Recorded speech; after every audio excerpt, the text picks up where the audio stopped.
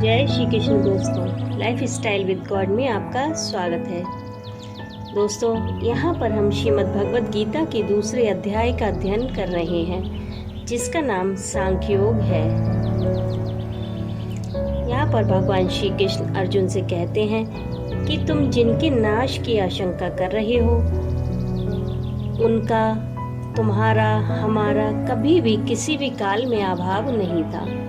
वर्तमान शरीरों की उत्पत्ति के पहले भी हम सब थे और आगे भी रहेंगे। शरीरों के नाश से आत्मा का नाश नहीं होता, अतएव नाश की आशंका से इन सब के लिए शोक करना उचित नहीं है।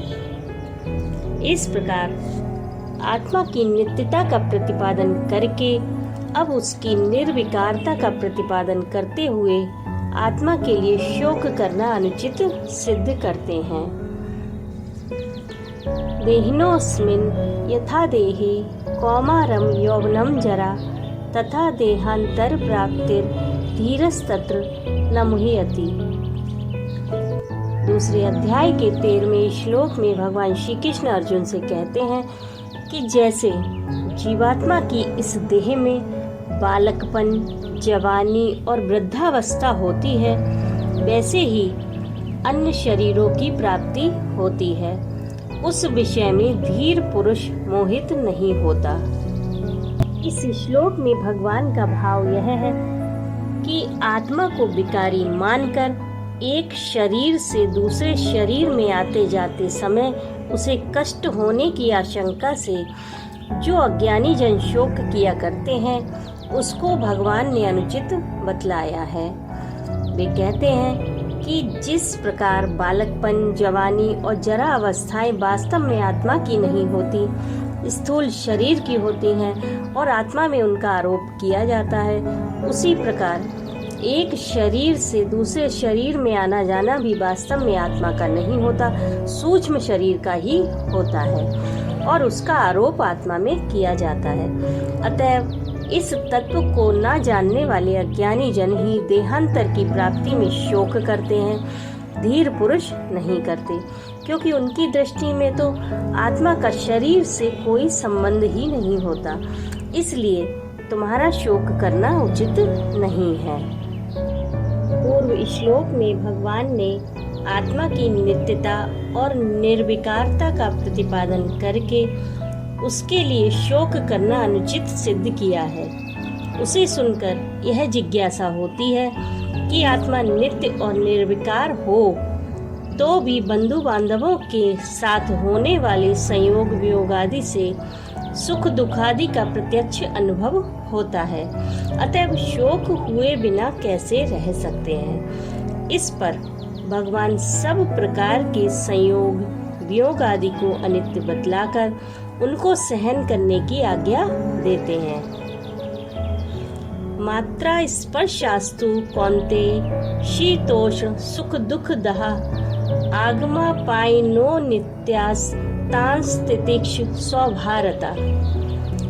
दूसरे अध्याय के 14वें श्लोक में भगवान श्री कृष्ण अर्जुन से कहते हैं कि हे कुंती पुत्र, सर्दी गर्मी और सुख दुख को देने वाले इंद्रिय और विषयों के संयोग तो उत्पत्ति विनाशशील और अनित्य हैं। इसलिए हे भारत, उनको तू सहन कर।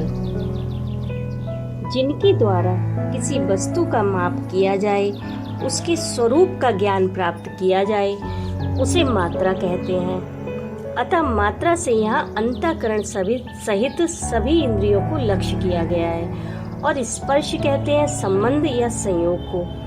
अंतःकरण सहित इंद्रियों का शब्द, स्पर्श, रूप, रस, गंध आदि उनके विषयों के साथ जो संबंध है, उसी को यहाँ मात्रा स्पर्शा कहा गया है। इससे भगवान ने यह भाव दिखलाया है कि वे समस्त विषय ही इंद्रियों के साथ संयोग होने पर शीत, उष्ण, राग, देश, हर्ष, शोक, सुख, दुख, अनुकूलता, प्रतिकूलता आदि समस्त द्वंद्वों को उत्पन्न करने वाले हैं। उनमें नित्य बुद्धि होने से ही नाना प्रकार के विकारों की उत्पत्ति होती है।